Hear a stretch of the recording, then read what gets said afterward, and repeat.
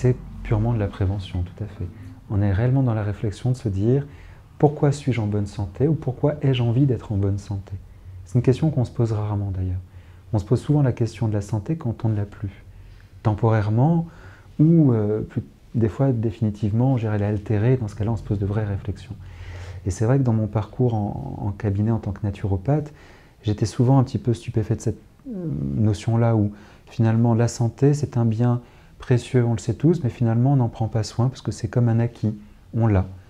Mais finalement le jour où elle est ébranlée, on se rend compte que c'est encore plus précieux qu'on imaginait et qu'en même temps c'est fragile. Et plus les personnes, des fois ont une santé entre guillemets fragilisée ou altérée, au plus elles prennent conscience de l'importance de cette santé. Et si on se questionnait soi-même, pourquoi ai-je envie d'être en bonne santé?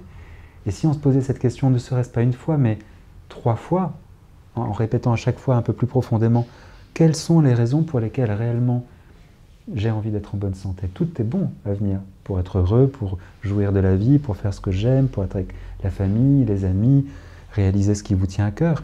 Et on se rend compte finalement que la santé est le moyen de réaliser ce qui me tient à cœur. Et là, c'est la prévention. La santé étant le moyen de réaliser ce qui me tient à cœur. Si j'ai la santé, je peux faire tout ce que je veux, entre guillemets. Je n'ai pas de limite physiologique à réaliser ce qui peut me faire du bien, ce qui peut me rendre heureux. Après, ça appartient à chacun de le faire ou de ne pas le faire. Et c'est encore d'autres après entraves peut-être à lever parfois plus au niveau psychologique, au niveau de l'ordre des croyances.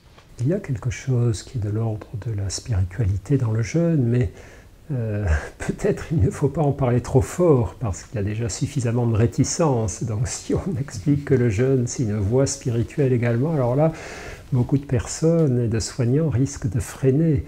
Mais pourtant c'est là, c'est comme dans la méditation, lorsqu'on fait de la méditation pour sa santé, pour être moins anxieux, avoir moins de risques de dépression, pour être moins impulsif, etc.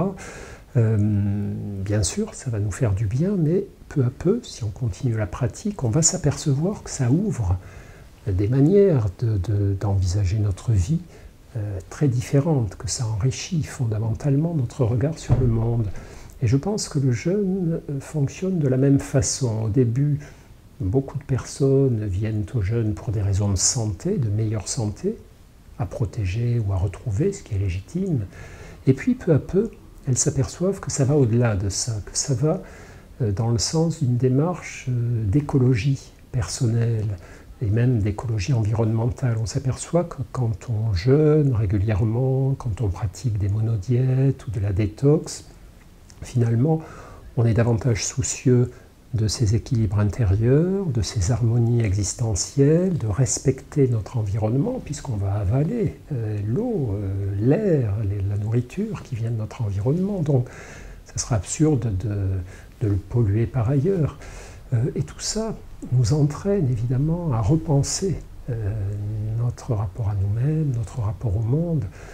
Donc, bien sûr que ça va au-delà d'une simple démarche de santé, mais déjà au départ, cet apport que ça peut avoir pour notre santé est quelque chose de suffisant en soi pour asseoir la légitimité du jeûne.